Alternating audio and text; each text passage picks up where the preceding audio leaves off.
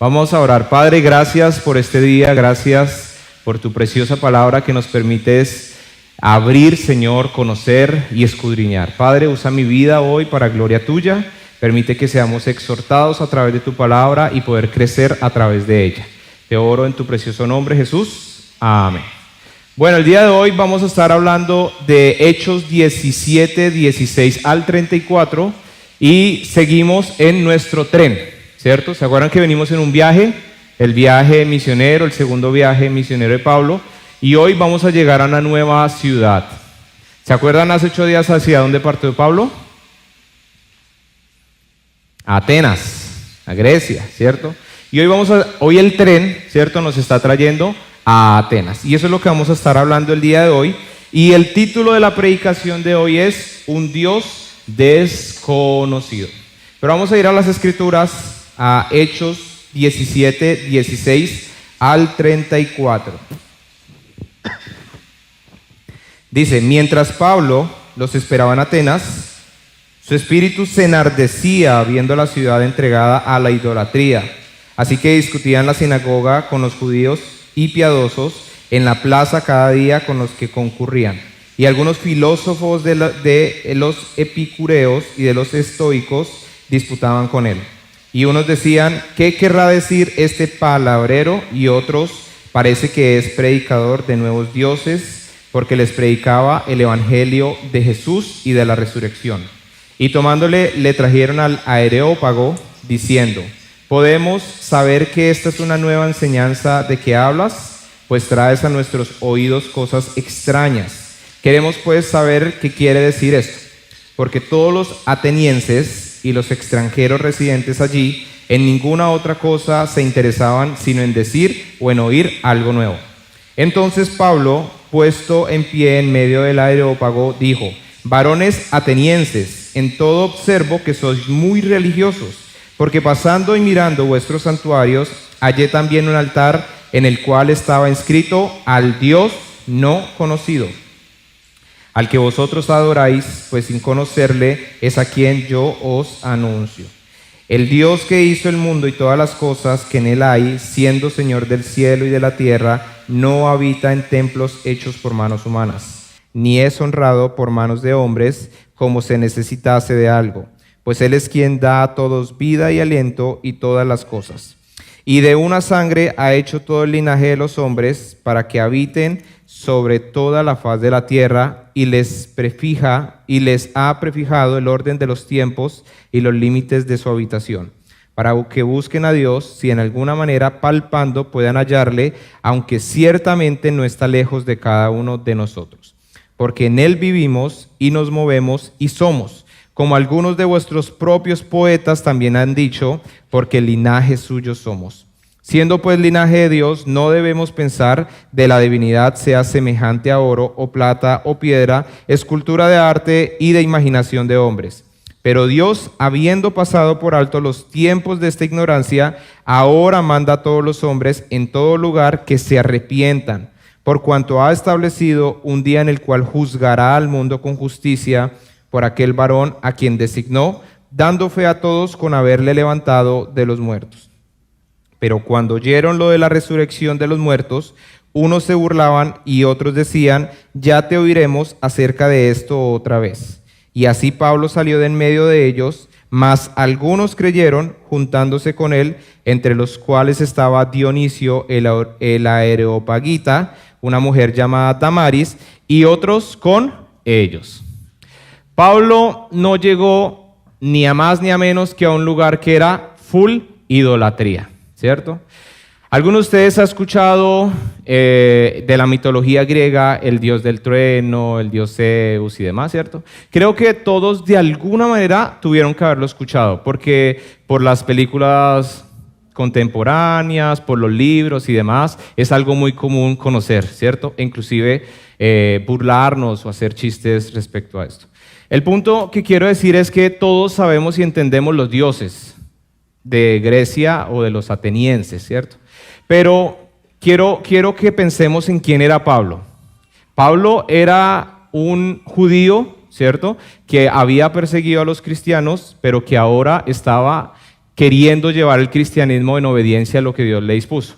Y Pablo era una persona romana, pero también judía, conocedora de la palabra. Y Pablo tenía algo, y era que él hablaba con sabiduría y con propiedad. Pablo era una persona celosa de Dios y de lo que Dios era y es. Y es muy importante ver cómo un hombre lleno del Espíritu de Dios llega al lugar más idólatra que podía haber, a Grecia, Atenas. Y acá vamos a ver algo, ¿cierto? Cómo Pablo usa los medios para predicar la palabra. Y quiero que tenga algo en cuenta, porque normalmente en la vida diaria uno dice, el fin no justifica los medios, ¿cierto? Y lo colocamos en un contexto de que usted nada justifica que usted al final obtenga riqueza si hizo trampa y la hizo mal, ¿cierto? Todos estamos de acuerdo en eso. Y ahí hay un punto, porque viendo esta historia al final vamos a darnos cuenta que tal vez a veces el fin sí justifica los medios. Y yo decía, entonces, ¿dónde está el punto de inflexión? Y está en los principios. Y yo tengo un gran ejemplo. Hay muchos dentro de los que nos acompañan que son padres, ¿cierto? Con hijos, no con uno, varios. Y parte de lo que ellos han tenido que hacer para vivir este sueño, esta travesía, este deseo de estar acá en Australia es dejar a sus hijos muchas veces no atendidos como ellos quisieran, o llevarles a experimentar cosas que no quisieran todavía. Y uno diría, qué malos padres. ¿Le alimenta? Sí. ¿Le da amor? Sí. ¿Está haciendo todo eso por una mejor vida? Sí. Los principios no se están yendo.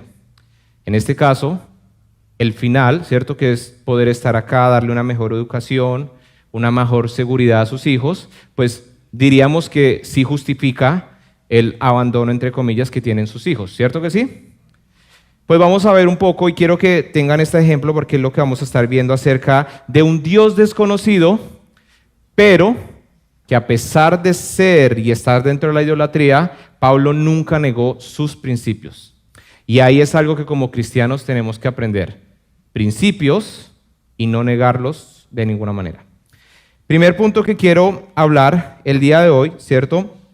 Atenas, laboratorio de ideas, santuario de ídolos, feria de novedades. Habían tres aspectos que nos empieza a decir de Atenas, ¿cierto? Habían dos corrientes, uno era el de epicureos, que hacía relación al placer, ¿cierto? A darle rienda suelta a los placeres de la carne, del cuerpo. Y el otro eran los estoicos, que le daban mucho interés a la razón, al pensamiento. Eran dos cosas que predominaban en Atenas.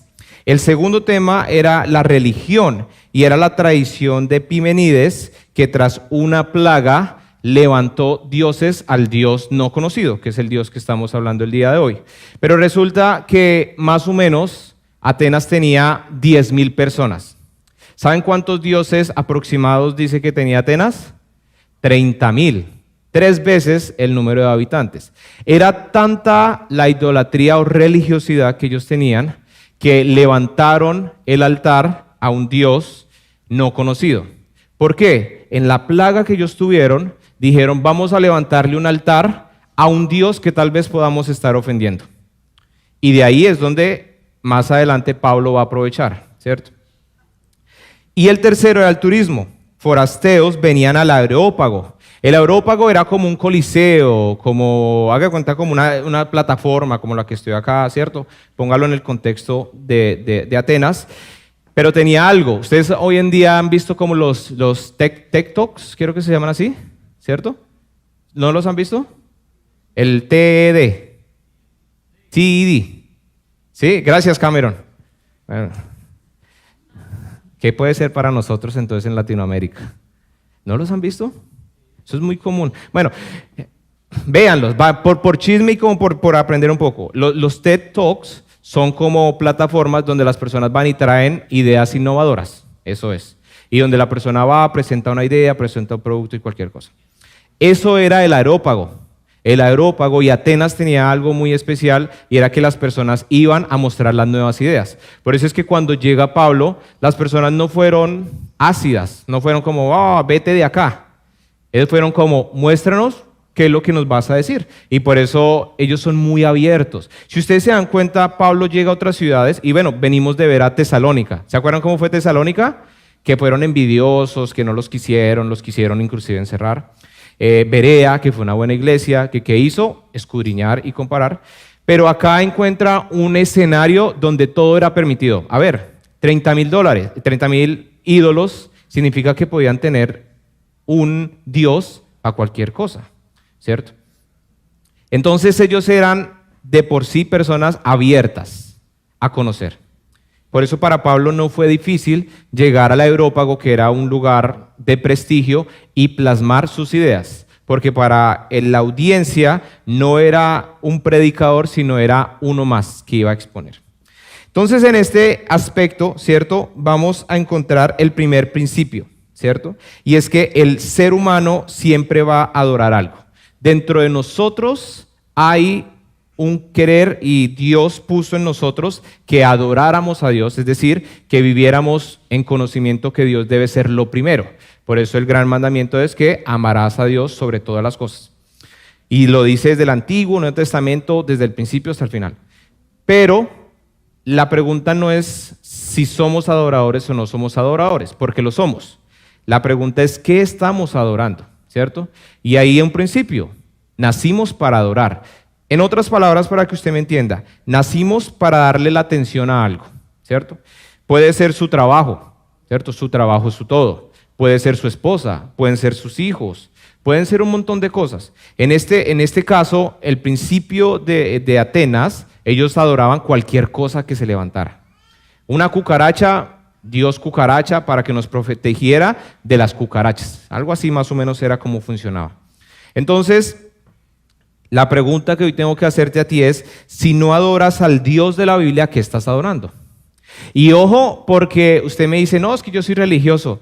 Ojo, porque tenemos un concepto muy malo de lo que es ser religioso. ¿Qué es lo que dice la palabra de Dios? Que los atenienses, ¿qué eran? Religiosos. Pero eran el religioso que usted piensa, que usted lo coloca en el concepto de, el religioso es el que busca a Dios. Por eso es que muchas veces como pastor tengo que ser un poco más claro, ¿no? A los hijos de Dios, discípulos de Cristo que han aceptado la salvación, ¿cierto? ¿Me entiende? Tenemos que tener cuidado porque el religioso es la persona que se ve por las prácticas, pero no por la fuente, que en este caso nuestra fuente es Dios, la palabra de Dios.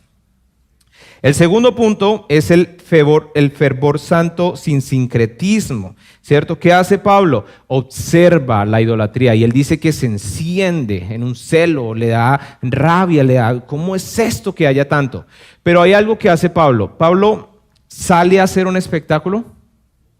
Pablo en otros escenarios lo vemos lo mismo con fuego, pero saliendo a decir, a mandarles, pero en este escenario no. ¿Qué hace Pablo? Se calma, ¿cierto? ¿Y qué es lo que hace? Ir a hablar con argumentos y con su propia manera de ver la vida, con su propia cosmovisión, sabio. La palabra de Dios, a mí me encanta este versículo, dice que aún el necio cuando calla es tomado por sabio. Usted puede ser la persona que menos le caiga bien a la gente, pero si usted calla muchas veces, va a ser tomado porque el Señor Jesús dijo que no todo lo que entra es lo que contamina, sino lo que sale, ¿cierto? ¿Sí ven? Más o menos como por dónde va. Entonces, él observa la idolatría, se indigna e interviene en lo público. Ahora, él no lo ven destruyendo imágenes, no lo ve por allá diciéndole a todo el mundo que es un idólatra, no lo ve por allá violando la ley de Atenas, ¿cierto? Él sencillamente estaba donde tenía que estar y era en Jesús. ¿Cómo sabemos que él estuvo en Jesús? Por la predicación que él va a hacer más adelante. Y acá es donde sincretismo, si de pronto no sabemos qué es la palabra, es cuando hay sincretismos es que usted fusiona, ¿cierto? Que usted mezcla cosas. Pablo nunca mezcló las cosas. Él estuvo, pero no era parte de ellos. Él, aunque no fue a desbaratarle y tumbarle todos los dioses, no significa que los aprobara. Lo que pasa es que Pablo fue una milla más allá. Lo que encontró fue un camino para poder predicar al Señor. Entonces, el sincretismo contamina la fe combinando verdades divinas con errores humanos. La contextualización comunica la fe traduciendo verdades eternas al idioma cultural sin alterarlas. ¿Saben cuál es el problema de nosotros muchas veces? Que nos vemos en escenarios como el que estuvo Pablo, pero nosotros empezamos a hacer principios. Pastores, que si no, ¿cómo vamos a llegar a los perdidos? Pastores, que hay que llenar la iglesia. Entonces, en ese sentido, diríamos que el fin no justifica los medios, porque de nada sirve tener una iglesia llena si no tienen los conceptos básicos según la palabra de Dios. ¿Por qué fue honrada? ¿Por qué fue exaltada Berea? Porque todos los que recibieron todo el conocimiento que pudieron tener fueron a las Escrituras a verificarlo, ¿cierto?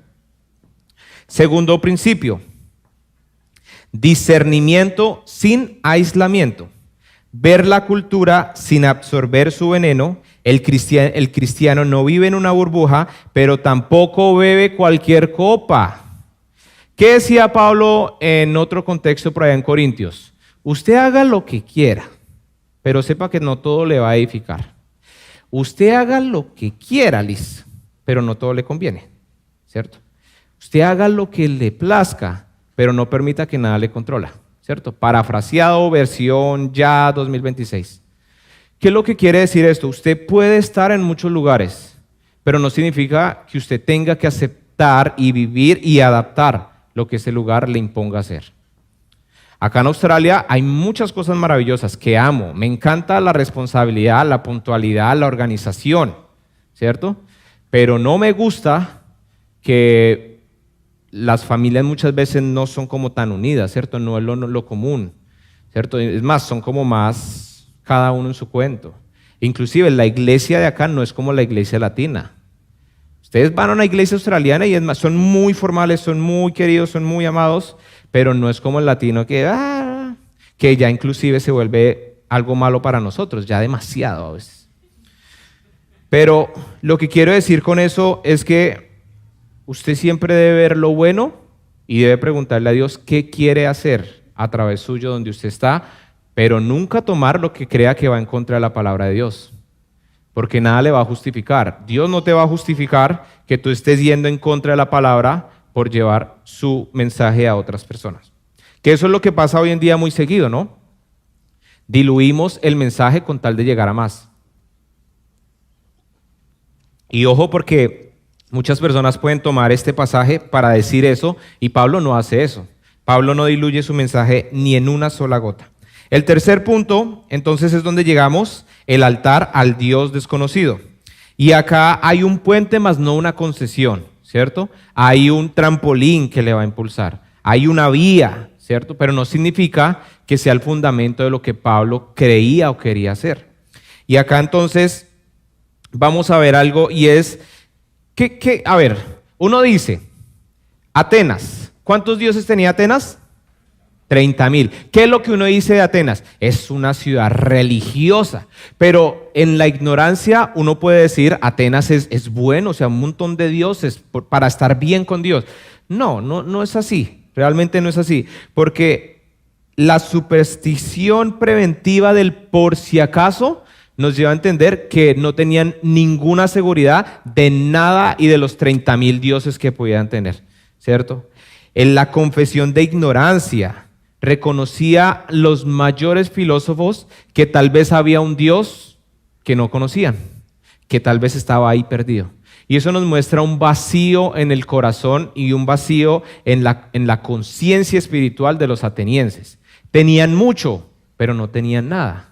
Nosotros tenemos un solo Dios, un Dios que puedes conocer las Escrituras y fuera de las Escrituras. Si tú fueras dedicado, disciplinado y le dieras con todo en tu vida por conocer a Dios, tú puedes conocer a Dios por fuera de las Escrituras. Porque a pesar de que la Escritura es nuestro manual y lo es todo, la Biblia se ha usado para muchas de las cosas que hoy en día son nuestra sociedad. Principios, valores, modelos de gobierno y demás. Entonces, Dios, nuestro Dios, es un Dios que llena nuestras vidas con propósito, ¿cierto? Es el Dios de nuestro antepasado, pero es nuestro Dios personal. Es un Dios cercano y no lejano. Entonces, acá vemos el punto, ¿cierto? Dice que, ¿cómo lo usa Pablo? Pablo llega, si me colocan la que yo tengo ahí de Dios conocido, creo que está al final. Esa, ¿cierto? Pablo llega, yo me imagino a Pablo llegando allá, va caminando y va viendo, y yo creo que rasgándose las vestiduras de alguna manera, ¿cierto? Diciendo, uy, ¿cómo es que...? Y de pronto ve una que dice, al Dios no conocido. Y yo me imagino a Pablo tratando de mirar, de pensar, y decir, que el Dios no conocido, ¿hasta dónde son estos idólatras que inclusive al que no conozcan? ¿Qué hace Pablo? Piensa, medita, recuerda las Escrituras, pide sabiduría al Señor y después viene a salir con esta perla. Ustedes ven, leímos, más o menos es como desde el versículo 25, 23, 22, 23 como hasta el 28, 29, donde Pablo expone, ¿no? Expone lo que él quería hacer. Y usted se va a dar cuenta que la exposición de la Escritura, del Señor, de Dios, de Jesús, de Pablo es muy diferente a la que hace en otras ciudades.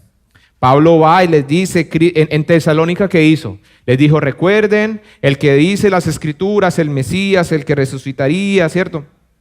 Pablo aquí no hace eso. Pablo les habla desde lo mismo que ellos crean.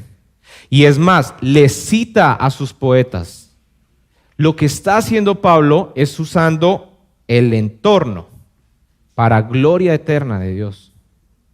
Y acá yo quiero que pensemos un poco cómo somos normalmente cuando nos encontramos en diferentes escenarios.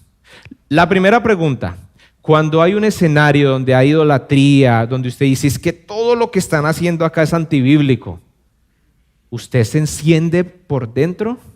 ¿O usted dice, ¿cierto? Igual tengo que estar acá? Bueno, sí, hay lugares que usted tiene que estar acá, pero hay lugares que usted no tiene que estar ahí. Y usted decide estar ahí. Ahora, por otro lado, imagínese que usted sí se enciende, ¿cierto? Pero ojo, porque a veces nosotros somos muy encendidos de manera incorrecta, ¿no? Uy, qué idolatría, ¿por qué están haciendo eso? Como un perrito cuando lo sueltan que empieza a ladrar, ¿cierto? ¿Qué provecho tuvo eso? Eso es lo que yo aprendo muchas veces. A mí me encanta la teología, pero lo que más me encanta la teología es ver a los cristianos, hermanos, pero de diferentes teologías peleando entre ellos. Me encanta. Y a veces entro a los foros simplemente para ver cómo pelean y yo ver cómo podría responder, para aprender. Pero yo siempre digo algo, de la mayoría de peleas, ¿cuál es el provecho de todo lo que están haciendo? El único que gana es el hombre. El único que gana es la carne y el único que gana trayendo división es el enemigo. Porque si somos hermanos, deberíamos aceptar nuestros diferentes puntos doctrinales. Volviendo un poco al tema, entonces, el tercer principio, ¿cierto? Entonces es la contextualización sin capitulación. Usa el lenguaje cultural, expone su insuficiencia, revela la verdad bíblica. Contextualización, ¿cierto? Poner el contexto. Cuando nosotros estamos en un lugar, debemos preguntarnos, ¿cómo me hago entender aquí y ahora? Dios, ¿qué quiere que yo haga aquí? Dios, créame que si usted es una persona temerosa de Dios, lo va a llevar a lugares que usted llega y dice, ¿qué hago aquí? Y cuando menos una persona ve una necesidad, ¿cierto? ¿Qué voy a hacer? ¿Cómo me acerco a esa persona? ¿Cierto? Lo que pasa es que como la mayoría de veces la tarea de atender las personas, ¿de quién es? Gracias. Uy, Cristian, usted hoy está encendido. Del pastor, ¿cierto? El pastor. Hay una necesidad próxima y el que debe atender eso es el pastor. Y bueno, si el pastor no estaba porque está atendiendo a su hijo, los líderes de la iglesia. No.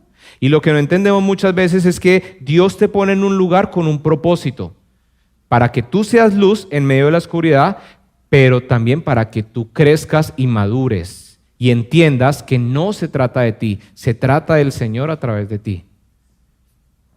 Entonces, respecto al contexto, ¿qué quieres que haga? ¿Cómo me hago entender aquí y ahora? Ya.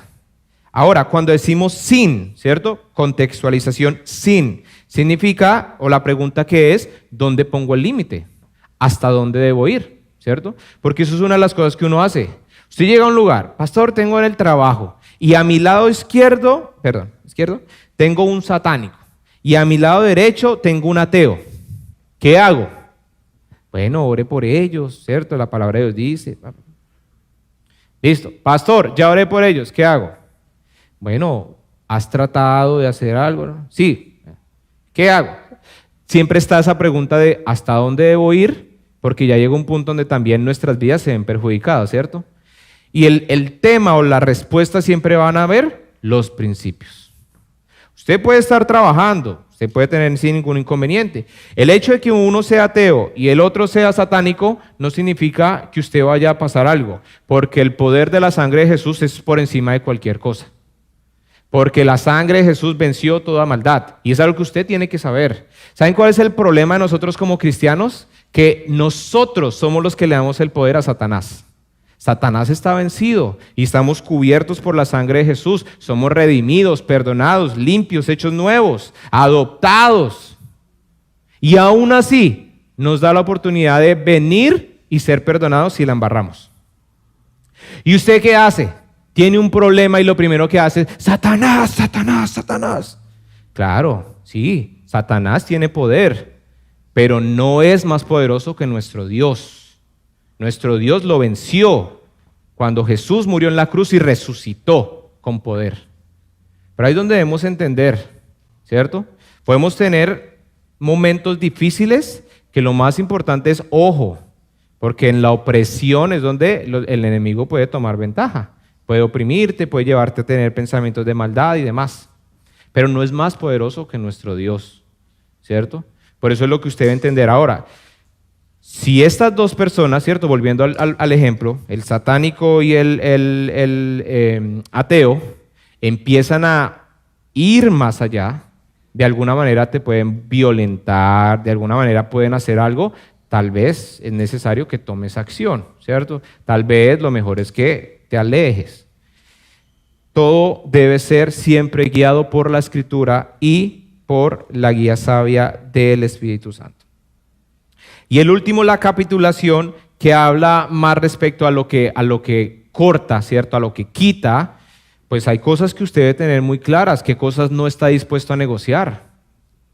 Mis cristianos del Señor, discípulos del Dios viviente, ¿usted sabe qué cosas no negociaría? ¿Tiene claro qué cosas no negocia? Que usted dice, esto no lo hago, porque sabe que le puede ser una piedra de tropiezo para su vida.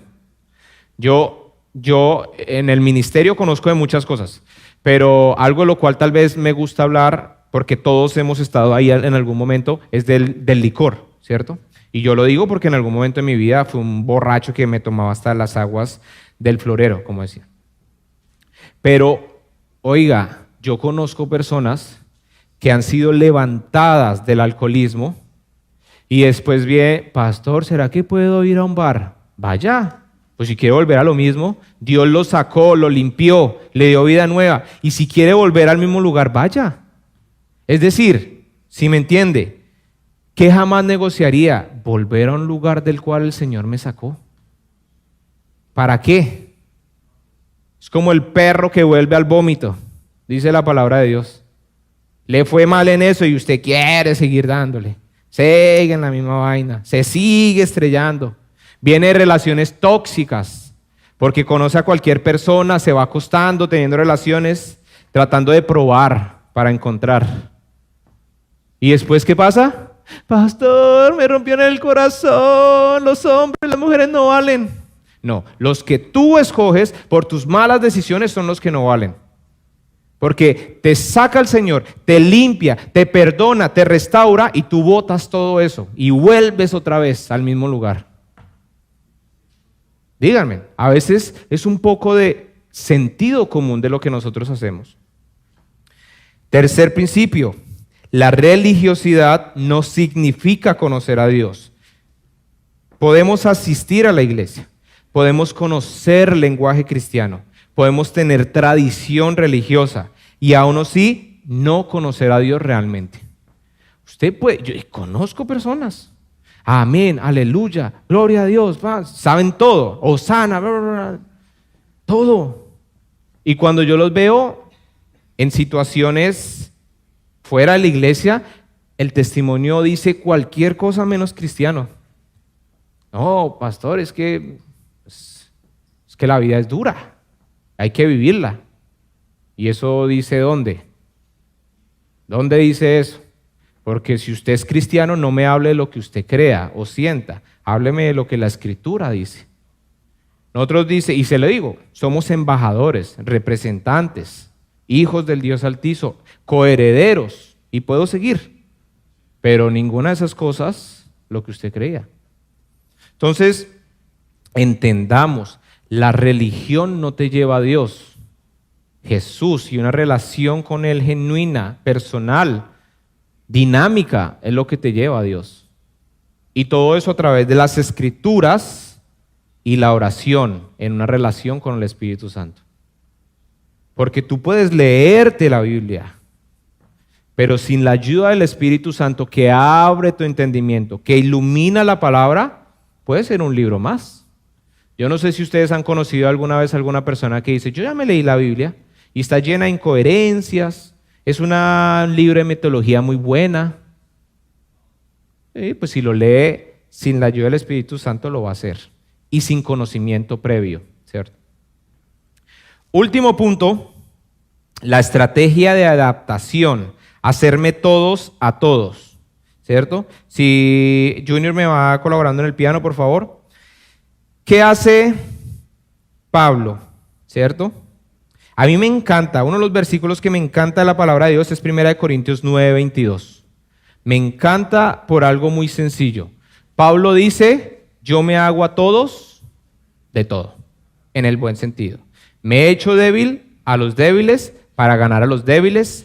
A todos me he hecho de todo para que de todos modos salve a algunos. Dice que al romano, dice que al romano, al judío,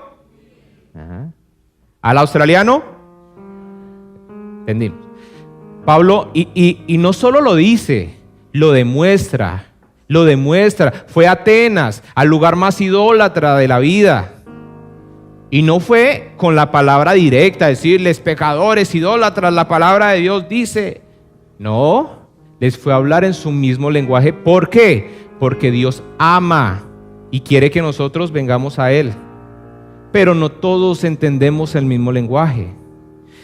Yo les digo una cosa, a mí mis prédicas dicen que yo soy como académico, que yo soy como exponiendo, ¿cierto?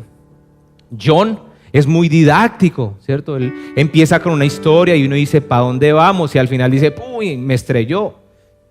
Richie es muy directo, muy cortante, así, ¡pa! Y la misma palabra, 3 diferentes maneras de predicar. A algunos les gusta más la mía, la de John, la de Richie.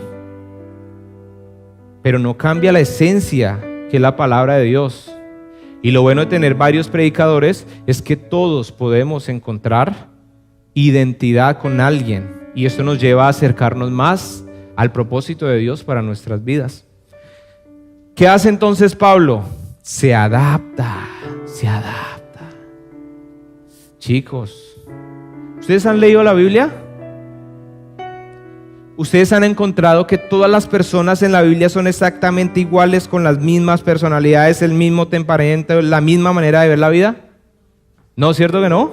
Y entonces, ¿por qué nosotros queremos que todo el mundo lo vea de la misma manera? ¿No han pensado eso? Ojo, los principios, no negociamos los principios, pero entendemos el fundamento no se puede mover, pero algunas otras cosas son diferentes. Algunas otras cosas pueden ser de otra manera. Algunas otras cosas podemos llegar a tolerarnos como hermanos. ¿Qué hace entonces Pablo? Me he hecho de todo para que de todos modos salve a algunos. Qué lindo, qué lindo. ¿Saben una de las cosas que yo era una persona muy grosera de palabra? Mucho. Mi papá peleaba conmigo porque y con mis papás, usaba malas palabras, todas las que se pudieran conocer. Y mi papá, pero usted, ¿por qué es tan bocón? No, como un caballero. Y yo, la vida bien bobo que estaba, ¿cierto? El punto es que hoy en día no me gustan. Y fue un acto del Señor, fue una de las cosas que más me quitó.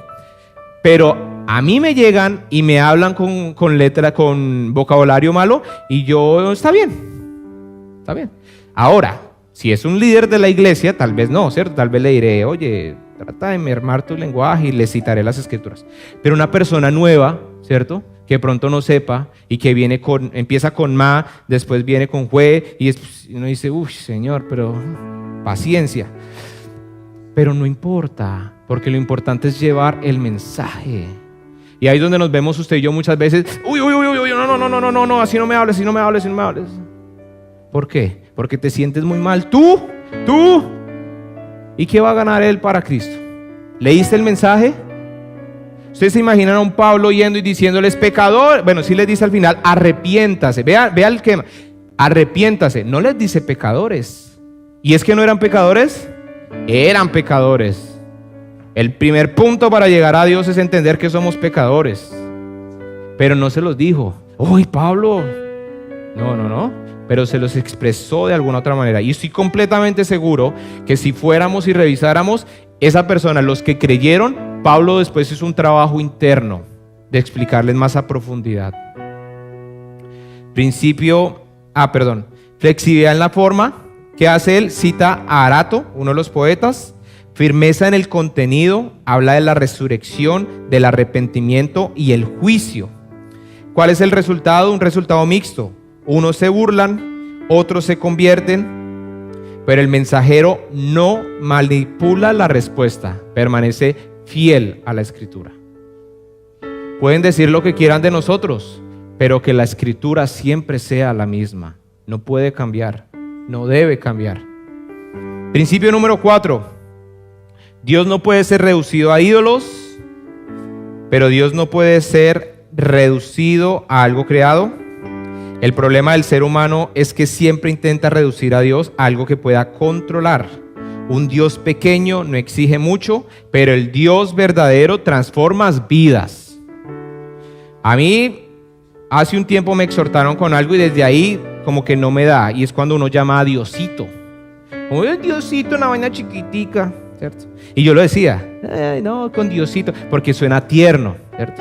Pero un día alguien me dijo, Dios, el que ha creado todas las cosas, el que te sacó a ti, te cambió a ti, ¿tú crees que es un Diosito? Como si fuera pequeñito. Y yo entendí que no, era mi Dios, mi papá, mi rey, mi todo. Juan 17:16 dice, no son del mundo, como tampoco yo soy del mundo. Porque esa es nuestra excusa muchas veces. No, estamos en el mundo y en el mundo y en el mundo. Sí, pero te digo una cosa. Tú tienes una ciudadanía más importante que la australiana, colombiana, brasileña, de donde seas.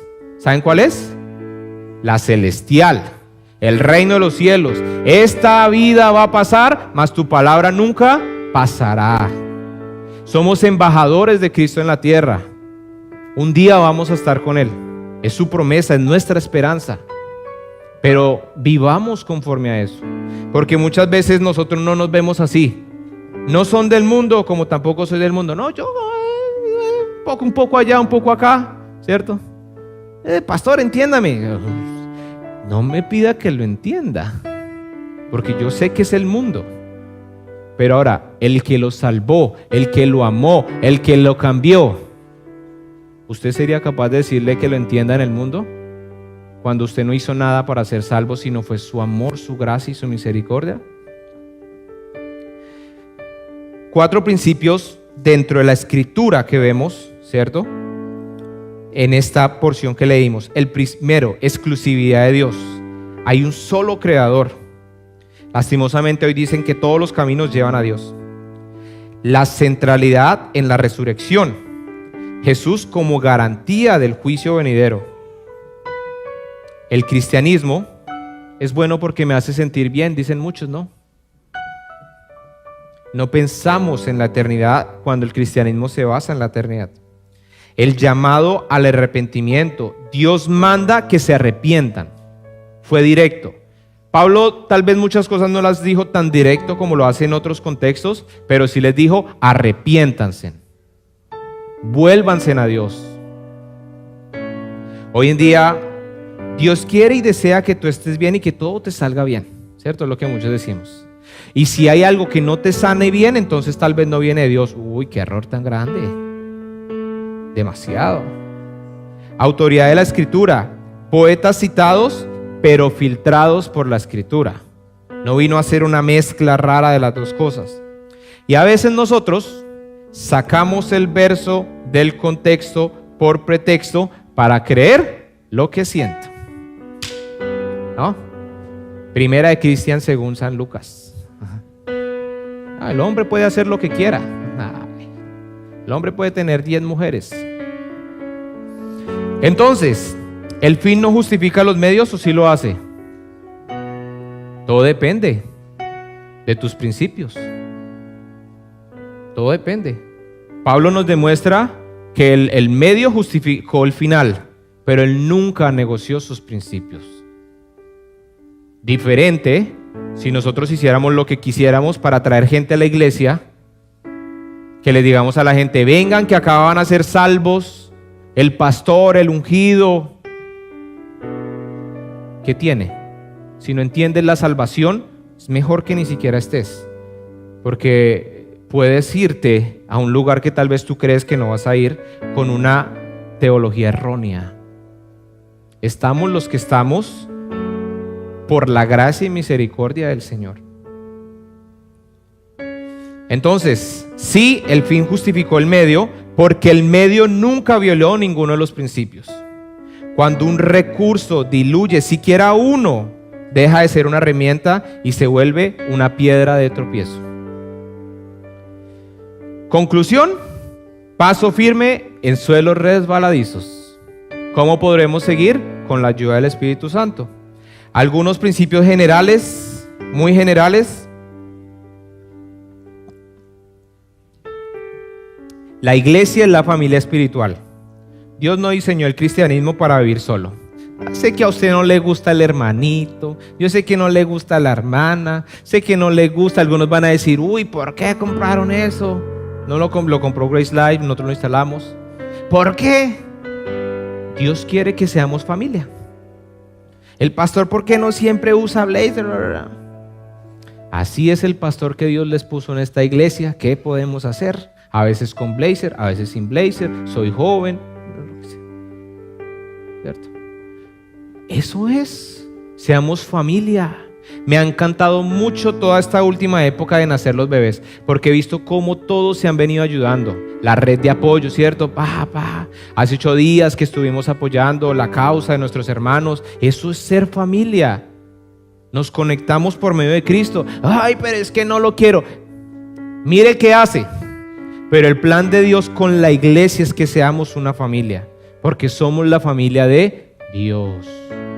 Y si usted viene mañana a Grace Life a las 10 de la mañana, algunas de esas personas van a ser familia también. De la familia extendida, diría yo. Esta es nuestra familia más cercana. Tenemos una familia extendida mañana. Hay otras familias extendidas como House for the City, Kingdom City, no sé qué más, ¿cierto? Pero hay muchas iglesias con hermanos alrededor del mundo. La santidad es el llamado del cristiano. Dios llama a su pueblo a vivir de manera diferente. Diferente. Separado de toda maldad, la santidad. Separado, alejado, fuera de todo pecado. Era lo que hablaba hace 8 días con las verdades a medias. Dios me ama tal cual como soy. Es como, así estoy bien. Puedo estar haciendo lo que no debo, pero Dios me ama así tal cual soy. No, Dios quiere que tú seas santo. El proceso de santificación es hasta que mueras y estés con Él. Punto. Así es. Tienes que luchar con la carne. Si no luchas con la carne te va a llevar a vivir fuera del propósito de Dios. No hay otra manera. La vida eterna es la esperanza final. La esperanza cristiana está en la resurrección y en la eternidad con Dios. No en el carro que vas a tener, no en el problema superado, no en la pareja que te vaya a dar el Señor, ¿cierto? Y entiéndame, son cosas que inclusive yo oro para que usted le vaya bien. El tema migratorio, yo quiero que las personas tengan en menos de 10 años, como a mí me tardó tener la residencia, que lo tenga ya si es posible. Pero ese no es el fin. ¿De qué le sirve que usted obtenga todo en esta vida, el medio, si usted pierde de vista el final, que es la eternidad?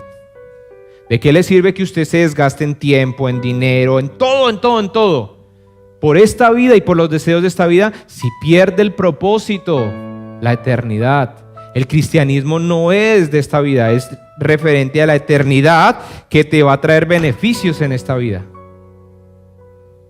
Eso es la entrega con Dios. La provisión viene de Dios, la confianza está en Dios, no en la riqueza, por eso honro a Dios con mis finanzas, ¿cierto? Y hace 8 días mencionó algo, entonces no quiero hablar más de eso, para que después no les vuele la imaginación. La sexualidad es el sello del matrimonio. Dios creó la sexualidad para reproducción y placer dentro de él,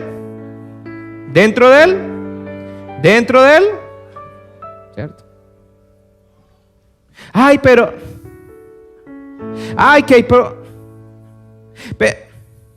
Dentro del matrimonio, haga todo lo que usted quiera que a los dos les convenga, que puedan tener fruto, placer, pero es dentro de él. Pero es que mi amiga, usted es cristiano, usted ve lo que la palabra de Dios dice, entonces es dentro de él. Muy bien. Entonces, discierne tus Atenas diarios. ¿Cuáles son los lugares que tú estás rechazando, pero que tal vez Dios quiere que tú seas luz? ¿Cuáles son las cosas que Dios te está permitiendo para que tú crezcas, para que tú madures? ¿Cuáles son las cosas en las cuales tú, en vez de estar señalando, debes estar extendiendo una mano para ser de ayuda y de socorro? Proclama al Dios revelado con creatividad sin disolución. Algunos saben y otros no. ¿Saben cómo empezó esta iglesia acá en Per? Por Facebook. ¿Saben por qué por Facebook? Se me regó esto. ¿Saben por qué por Facebook? Amor. Bueno, sí, che cabezón. Bueno. No, ahorita. ¿Dónde lo dejé? Ahorita yo voy y lo traigo. Se me regó un aceite. Yo sí decía.